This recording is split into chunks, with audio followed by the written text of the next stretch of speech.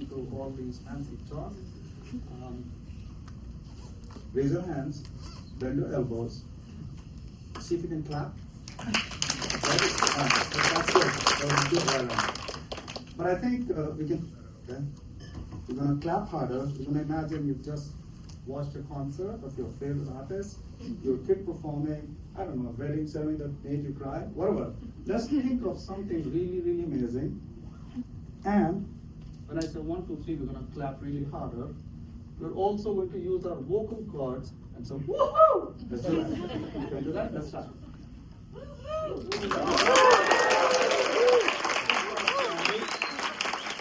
Alright. This is not done, okay? Now I'm going to say 1, 2, 3 because I want to repeat the recording here, okay? 1, 2, 3, let's go!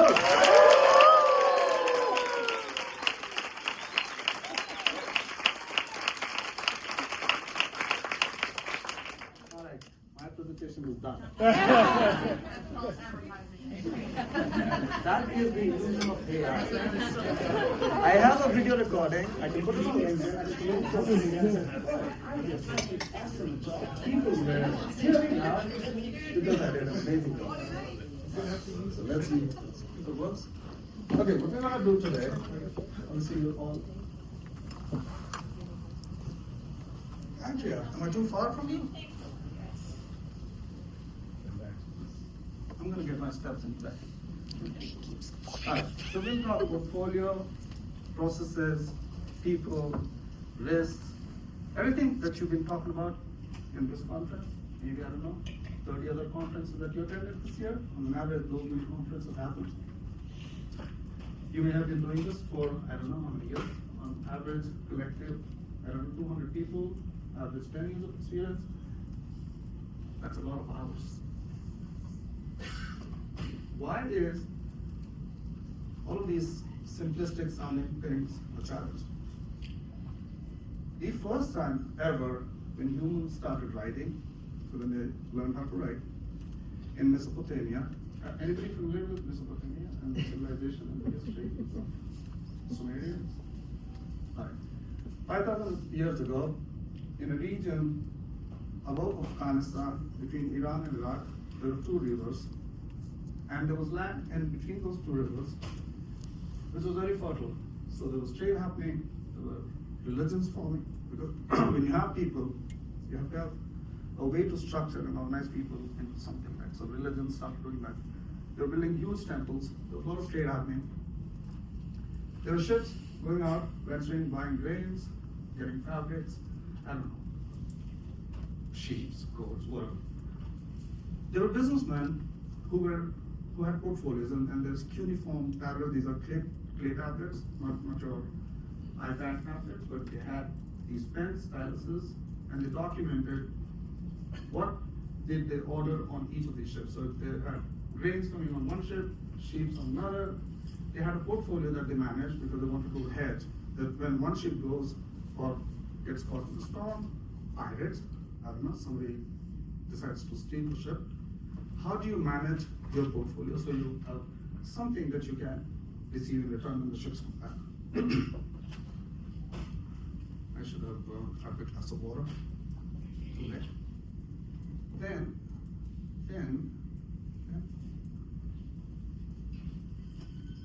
risks. When you have portfolios, you obviously need to manage risks because you've invested money, and the biggest risk. Any guesses, Sumerians? What was the biggest risk for them? Any guesses? Weather. Weather. Okay, 1. Anything else? The biggest risk. Not taking risks was the biggest risk. No, they didn't figure that out. No, I think for them the biggest risk was the ship not coming back. Right? They chicken money, and the way they hedged those bets was if this was a rich guy sitting here, and he said, I'm going to give you money because there is a ship going, and if you get grains, we can sell it or give it to the temple and make a lot of money off it. The contract between me and him, when it was signed as somebody getting those grains or sheep on the ship, was that if the ship comes back, then I'll pay you. So that's how they were hedging bets, because there was no control over whether the ships are going to be back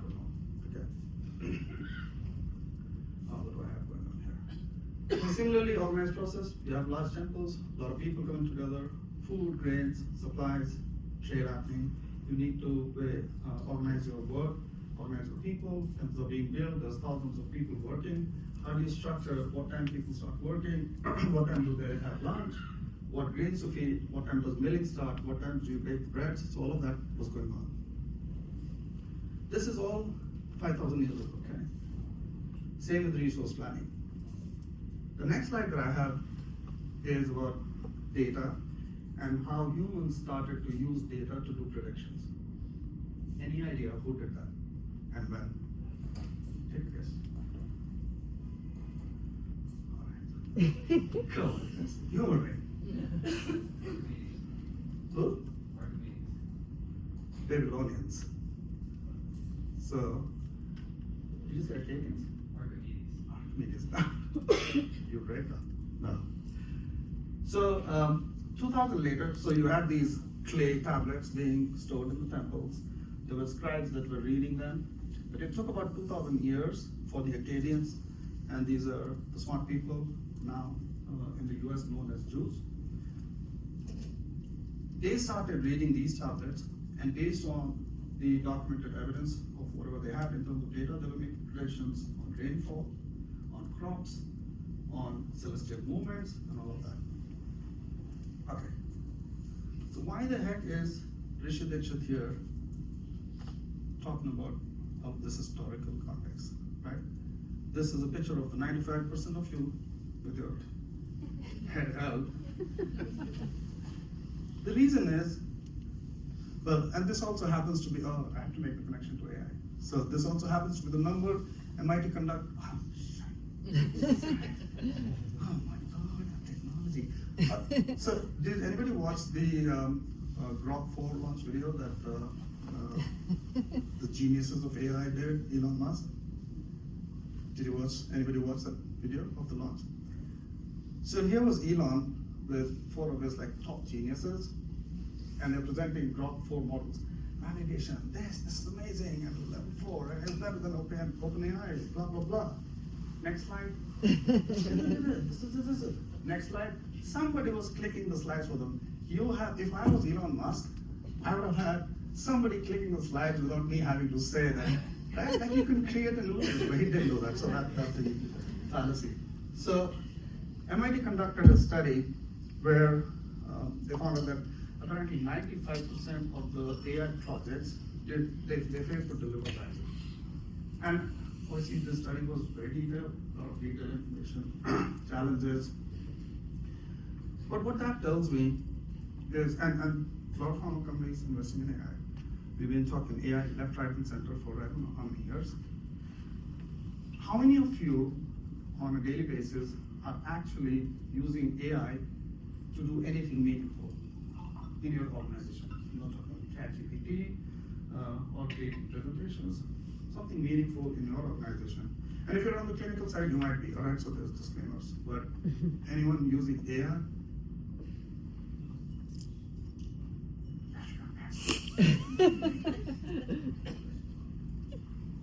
Okay. So what is the challenge with AI?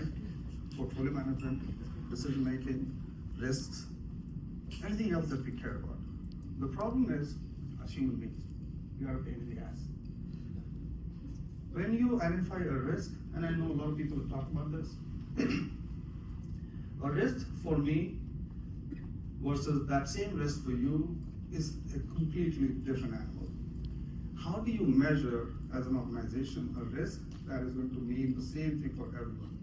The leaders change, the risk appetite changes, market dynamics change, the risk appetite. So there's so many other factors because of which you cannot have a straight line calculation that is based on only data that is limited and not clean, right? So you have to be very thoughtful in how you approach. And if for 5,000 years, somehow, and 30 workshops every year, if we are still doing this, then there's something fundamentally wrong, right? I'm not saying I have any answers, okay? No answers, but there is something wrong, right? We'll figure it out one day. So what I want to talk to you about is one of the CEOs went AI route and said, oh, I have an organization, I need to implement AI, and I want to reduce headcount, bring efficiency, bring productivity. So they came to us, they said, everybody's doing AI, we want to do AI. This is not a pharma company, it is a pharma research company. So they work for large pharma, they conduct all sorts of market research. So we said, do you want to do AI? I said, yeah. Okay, we'll ask you some questions. Because we are not bought into the idea is that any conversation should start with AI first. Right? What are you trying to solve for? So well, we started talking, they said, okay, we have this, everything that you see here. I'm sure you guys don't connect with us because I don't think you have any of these problems. They did. So we said, okay, it seems like AI is not the problem. You have some fundamental challenges that you're dealing with, and there might be better ways to do work.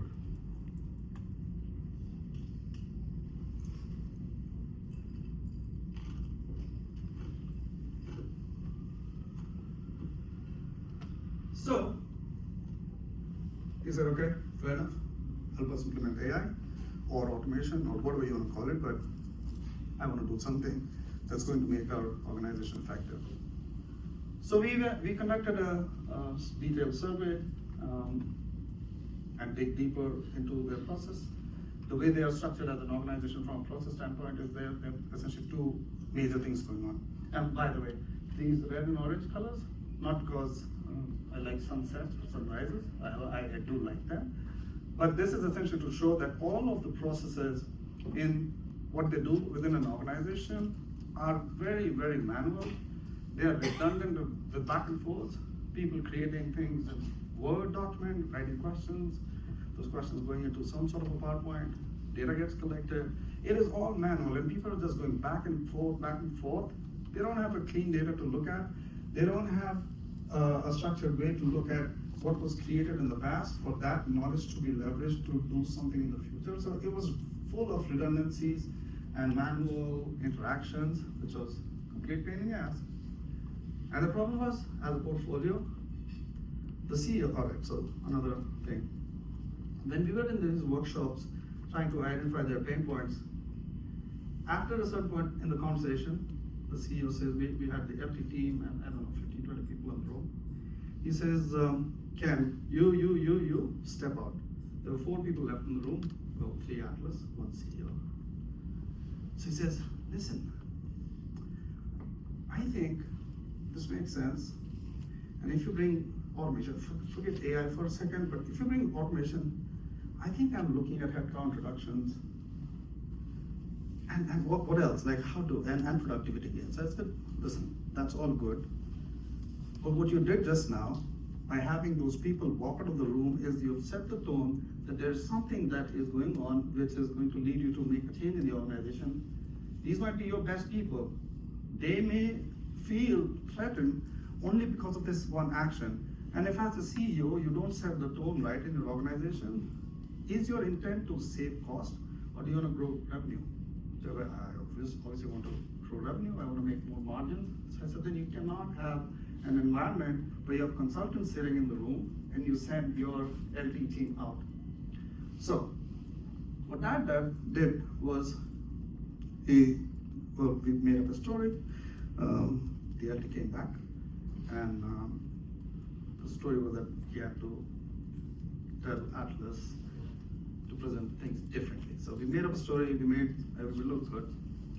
But what we recognized is that in all of their processes, one of the reasons why they were having challenges with identification and solving for the risks was because people were afraid, even though they may have, so it's like the traditional, right? If your project is yellow or red, you don't want to go in front of the leadership because you have to do explaining. But if your leadership empowers you to go red and yellow, because they say, look, if you are going into yellow, I want to help you. I don't want to question you of why the heck this is going wrong. I'll first try to solve for the problem, then identify long-term fixes, and then we can be better as an organization. So that's what we decided to do with this group of people. And we said, we'll establish a production management process, which is all people-led, backed by data, but having an organizational culture where you are able to talk and reflect upon risks. Okay? So all of these red, please memorize this slide, including the size of the circles, because the size is the amount of effort, not of hours that you are spending, and the colors are to do with the complexity of the back and forth. This is the new process. In the new process, we are implementing siloed systems. How do you connect the siloed systems? Thank Lord for Microsoft Fabric. We have tools and technologies where you can easily connect siloed systems with the data that you need, not all the data, and it's easier to be done. So all of their initial manual processes that were based on looking for surveys, PDF documents, or Word documents, looking for questions, figuring out what should we add, what should we remove, and making sense with the typo, all the crap that was going on was solved with a very simple way of ingesting all of those surveys into a data platform where they could use generative AI to query and formulate the right questions that need to go out to HCPs, right? The second part of the process, which is once the surveys go out for fielding is, I'm sure everybody's familiar with fielding, but essentially it's surveys going out to the actual recipients of the research participants, where they respond to these surveys and those answers get collected. And the insights team, smart PhD people, not me, they respond with insights going back to the clients and say, okay, when we ask these questions to the HCPs, these are the answers that we got, and hence you should do X, Y, Z, right? So if you look in this new process, obviously there's a lot of efficiency, right? All the reds have become now green, magical new world, but this circle still seems to be the largest circle. And that is the whole idea behind AI, is you can use AI to help you clean things up, structure things up, but you can't make a decision. The decisions of what recommendations need to go back to the clients are still with people. So that's why that circle is still large. That is a business model. That is why they hired the PhDs to do the insights and analysis and recommendations, not to sit and frame out PowerPoint slides, right? Okay, so where is AI in this? Oh, yeah, hang on, I forgot. Let me go back. So the production portfolio management, that's like everything that's kind of controlling everything that goes on in the organization, and this is to do with ensuring that there is a cadence of weekly meetings, looking at key risks, key issues, just traditional project management. You want to make sure that when you have a portfolio of people doing work, you have a way to keep them on track, and us human beings, we get lazy. You need somebody to keep you on track, ensure that the data that's required minimally is being captured. So there is effort in all of this, right? Otherwise, there's no magic for the data to automatically get not only created, but be maintained on its own, right? So that's the production portfolio management process. So in terms of AI, we're doing on time. Okay. So this essentially shows, so we have a framework. Framework. So we have a thinking around how you implement AI for AI to be able to do something meaningful in your organization structures. And the way we approach AI implementation, we have a platform. The platform is, think of a box. We come into your organization, we keep the box in your organization, the data, the training of that model all stays in that box, and we never take it out of that box. It stays with you. So for the pharma clients, it is very important that their data doesn't go out. In their case, they also have IP because all of the research is also productized. So we want to make sure we don't do any of that. So what we do is, in terms of the foundational intelligence, the step one that we did was we implemented an AI LLM, OpenAI based. In their environment, we went through a long process of identifying what were their internal procedures, SOPs, work instructions, how do you create surveys, anything to do with foundational knowledge about how the organization functions, so that if a new person walks in, or even if there was an existing person trying to find the latest SOP in like a million versions where you have underscore date, underscore time, underscore month, by name and edits with the comments, whatever that is, right? So we implemented an LLM trained with the final documents. So we went through a process to say, look, you can't put everything in the world here. It's going to get diluted in terms of what it's trying to say. Step one, Our project team used this LLM because now we understand their processes. It's easier for us to execute, right? We don't have to go asking questions earlier. Step 2 is where you start adding agents.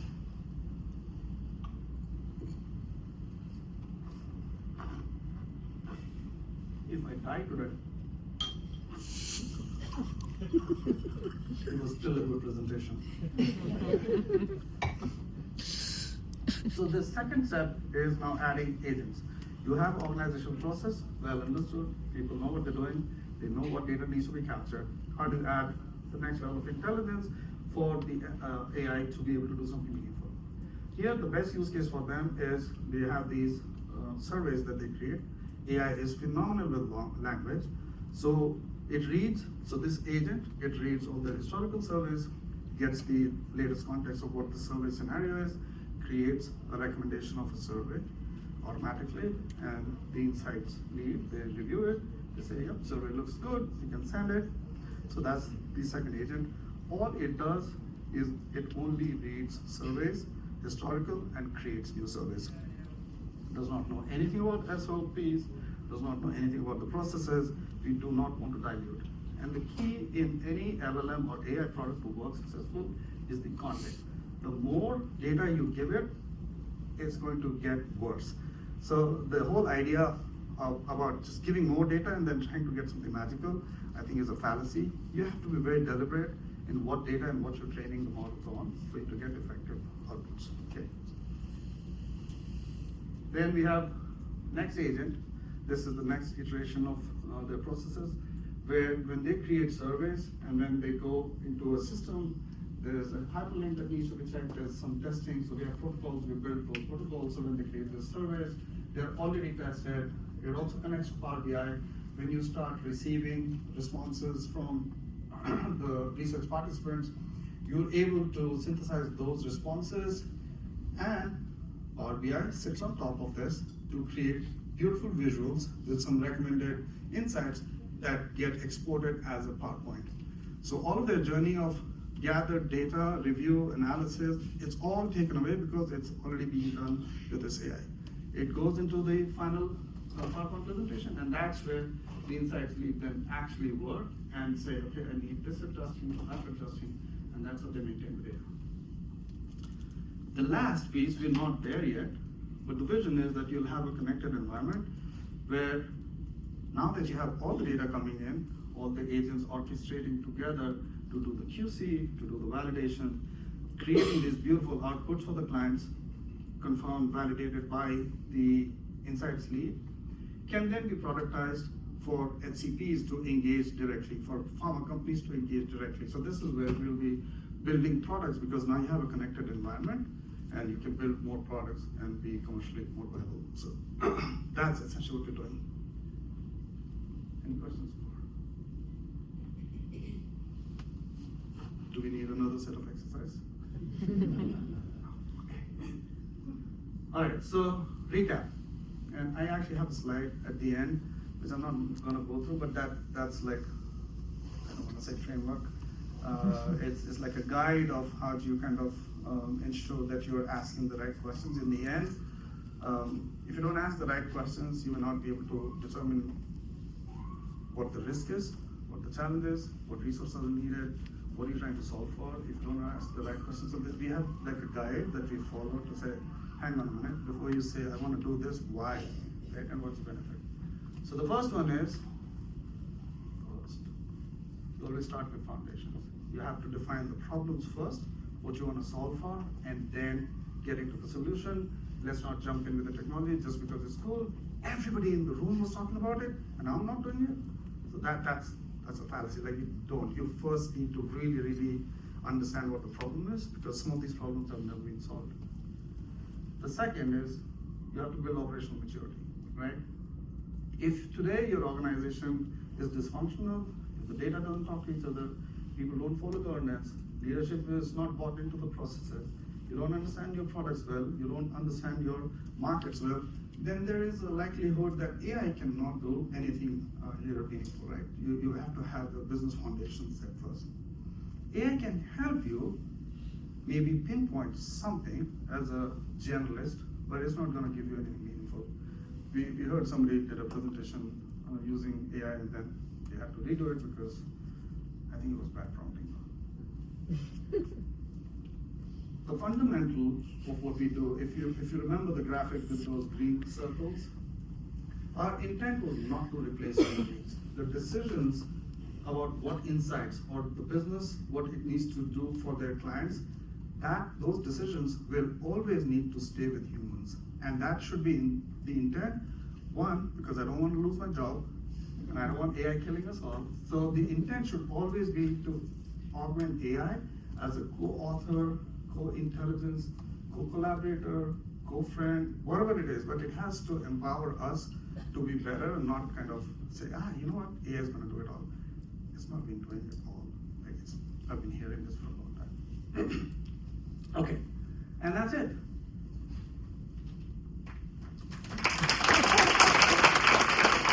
Thank you, Rishi.